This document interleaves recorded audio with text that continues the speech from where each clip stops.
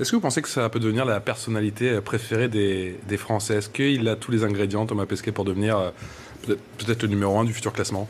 Alors, c'est une personne qui, bah, déjà, il est beau gosse. Les beaux gosses de 39 ans ont plutôt la cote en France en ce moment, hein, n'en déplaise à M. Macron. Moi, je vais avoir 39 ans. Voilà. Ah bah, je les ai eu il y a 2 jours, voilà, on en parle, c'est bien.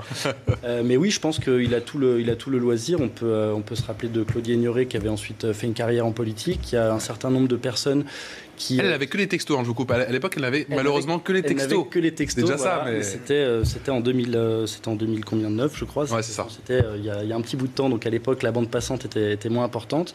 Je pense que oui, il a toute sa voix. Il a acquis une grosse communauté. Il peut tout à fait intervenir sur d'autres sujets.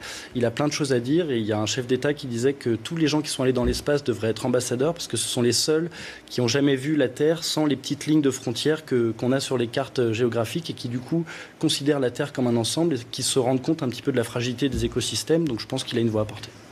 Et puis aussi, donc, c'est quelqu'un d'assez impressionnant, je crois, parce qu'il fait du judo, les ceintures noires de judo. Il fait de la photo. Bon, faut voir la qualité des photos. Bon, bien sûr, il est aidé parce qu'il est dans l'espace. Mais c'est quelqu'un qui déjà, voilà, est capable de faire toutes ces choses-là. Et puis, il a le capital sympathie. Il a partagé aussi ses playlists musicales. Ça, c'est intéressant sur Deezer. Donc, ça, vraiment... c'était justement un autre élément de communication assez important. Ça se fait. La musique. C'est pas le premier à l'avoir fait, hein, effectivement, dans l'espace, mais ça aussi, ça a joué, j'imagine. Oui, voilà, il y avait aussi l'astronaute canadien Hadfield qui avait même chanté dans l'espace. Donc ça, c'était encore... Space Oddity. Voilà, ça avait été vraiment quelque chose d'impressionnant. Mais voilà, c'est bien, c'est agréable de voir des gens qui sont passionnés. Je pense que c'est pour ça qu'il plaît, parce qu'il a l'air passionné de son métier.